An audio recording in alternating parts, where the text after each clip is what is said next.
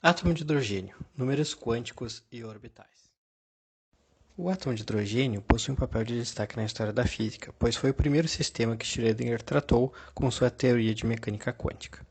Os altos valores de energia previstos por ela estão de acordo com os previstos pelo modelo de Bohr e observados experimentalmente. Diferentemente do modelo de Bohr, a teoria de Schrödinger prevê corretamente as autofunções, das quais se obtém uma série de informações sobre o comportamento do sistema. Dentre essas informações, podemos destacar as funções densidade e probabilidade. Elas nos dão descrições detalhadas da estrutura do átomo e não violam o princípio da incerteza, ao contrário das órbitas precisas do modelo de Bohr. A resolução do problema se dá seguindo o protocolo tradicional da mecânica quântica, ou seja, constrói-se a equação de Schrödinger e, a partir da sua resolução, obtém-se as autofunções. O átomo de hidrogênio, assim como qualquer átomo de um único elétron, é um sistema composto por duas partículas. Entretanto, usando a técnica de massa reduzida, podemos transformar o problema de um único elétron sujeito a um potencial central. A equação de Schrödinger se torna a que aparece na tela, e o potencial V é simplesmente o potencial coulombiano. Dada a simetria do problema, é conveniente resolvê-lo utilizando coordenadas esféricas, ou seja, o raio R, o ângulo polar θ e o ângulo azimutal φ. Para resolver a equação diferencial, usa-se a técnica de separação de variáveis, uma vez que o potencial V depende apenas de R. Em outras palavras, busca-se autofunções ψ que são soluções para a equação de Schrödinger independente do tempo, na forma de um produto de três funções. Cada uma dessas funções depende apenas de uma das variáveis espaciais.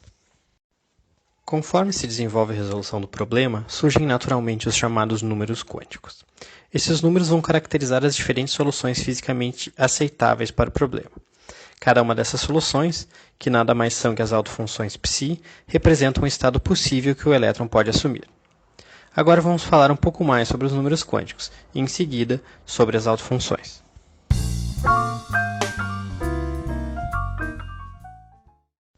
Como comentado anteriormente, um dos resultados importantes da teoria de Schrödinger do átomo de hidrogênio é a previsão para os valores permitidos para a energia total dos estados ligados do átomo. Assim como para qualquer potencial capaz de ligar uma partícula, as energias permitidas são quantizadas com os valores discretos. Essas energias podem ser escritas em função do número quântico n, chamado número quântico principal. As energias possíveis são aquelas para as quais n assume valores inteiros positivos, ou seja, as soluções permitidas são aquelas para as quais n é igual a 1, 2, 3 e assim sucessivamente. A energia do sistema apresenta dependência apenas com o número quântico principal, mas as autofunções dependerão também dos números quânticos L e ML. O primeiro é por vezes chamado de número quântico azimutal, pois está relacionado com o momento angular azimutal ou orbital do átomo. Se o átomo se encontra em um campo magnético, surge uma dependência de sua energia com ML. Por isso, este número quântico é chamado magnético.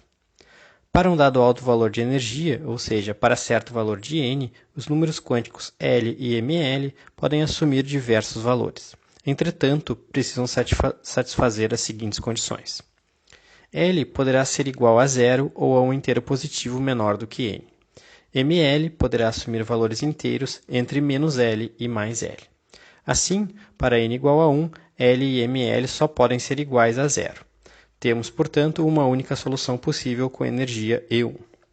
Para n igual a 2, L poderá assumir os valores 0 ou 1. Se L for igual a 0, ML também será 0. Se L for igual a 1, ML poderá ser menos 1, 0 ou mais 1. Temos, portanto, 4 soluções possíveis, todas com a mesma energia E2, ou seja, 4 autofunções degeneradas. Analisando valores maiores de n, podemos concluir que, para cada valor de n, existem n valores possíveis de L. Para cada valor de L, existem 2L mais 1 valores possíveis de ML. E para cada valor de n, existe um total de n² autofunções degeneradas.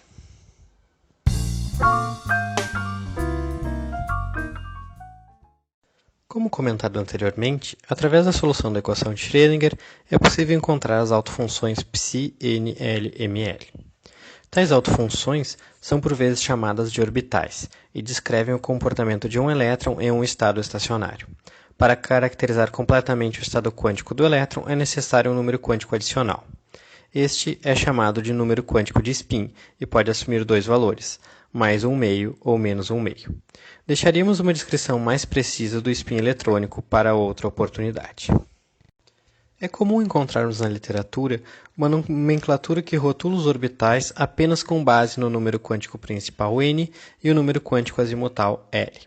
Por razões históricas, orbitais com L igual a 0 são chamados de S, com L igual a 1 de P, com L igual a 2 de D e com L igual a 3 de F.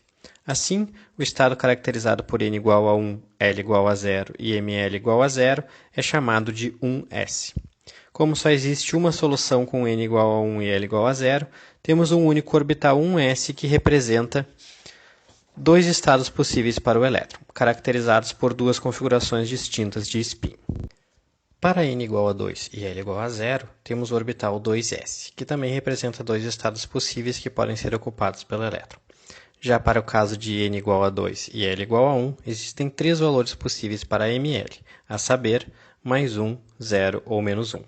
Rigorosamente, portanto, existem três orbitais distintos com n igual a 2 e L igual a 1. Estes são chamados de orbitais 2p. Temos na sequência os orbitais 3s, 3p, 3d e depois 4s, 4p, 4d, 4f e assim sucessivamente. O que precisa ficar claro aqui é que se estamos chamando as soluções da equação de Schrödinger independente do tempo de orbitais, cada um deles será caracterizado por três números quânticos, n, l e ml. Nossas autofunções, ou orbitais, psi, n, l, ml, carregam consigo informações sobre a estrutura espacial do átomo. Pela interpretação probabilística de Born para a função de onda, a densidade e probabilidade de encontrarmos uma partícula em um dado ponto é igual à magnitude do módulo quadrado da função de onda da partícula naquele ponto. Mesmo não tendo um significado físico, as autofunções psi, n, l e ml nos dizem em qual região do espaço será mais provável encontrar o elétron. Vamos agora analisar alguns orbitais para entender melhor qual é a estrutura atômica prevista pela mecânica quântica. Vamos começar com o orbital 1s. A função de onda para esse estado é dada por essa expressão. De cara, vemos que ψ100 depende apenas da variável r. A função é real e decai exponencialmente conforme nos afastamos radialmente do ponto central. Outra característica é que ela assume apenas valores positivos. Como não existe dependência com θ e φ, o orbital 1s é esfericamente simétrico. Graficamente, ele costuma ser representado por uma isosuperfície, que neste caso será simplesmente uma esfera. Isosuperfície é uma superfície que representa pontos para os quais uma função assume determinado valor. Esta representação gráfica não implica que o elétron poderá ser encontrado, com igual probabilidade, em qualquer ponto no seu interior. Tal probabilidade será dada pelo produto do módulo quadrado da função de onda e o volume da região aonde desejamos calculá-la.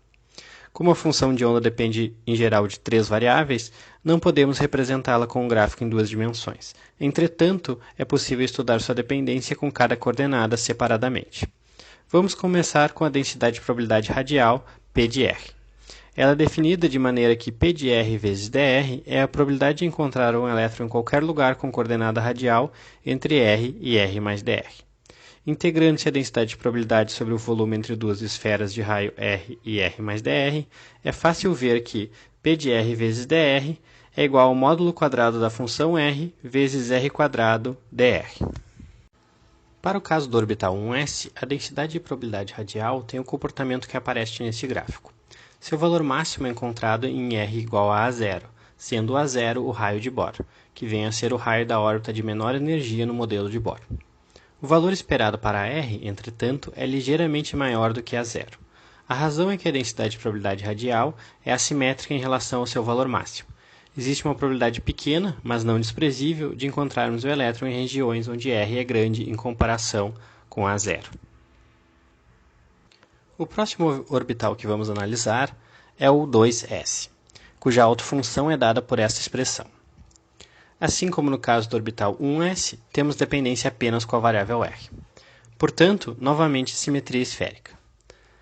A densidade de probabilidade radial assume a forma ilustrada neste gráfico. Vemos que para r aproximadamente igual a A0, a função atinge um valor apreciável. Conforme r aumenta, ela torna-se nula e em seguida cresce novamente, até atingir seu valor máximo nas proximidades de r igual a 5 a 0. Temos, portanto, duas regiões espacialmente separadas, nas quais temos boas chances de encontrar um elétron que ocupa este orbital. Na sequência, temos os orbitais 2p. Para ml igual a zero, a autofunção é dada por essa expressão. Agora, além da variável r, também existe dependência com ângulo polar θ. Consequentemente, este orbital não apresenta mais simetria esférica. Agora, a isosuperfície se parece com a ilustrada nessa figura, que lembra um haltério. Olhando para a dependência com a variável θ, vemos que é mais provável encontrar o elétron nas proximidades de θ igual a zero ou θ igual a π. Já para θ igual a π sobre 2, temos que a autofunção e, consequentemente, a densidade de probabilidade torna-se nula. De acordo com o sistema de referência adotado, o elétron não será encontrado no plano XY. Também é interessante notar que a função ψ210 troca de sinal conforme θ ultrapassa π sobre 2.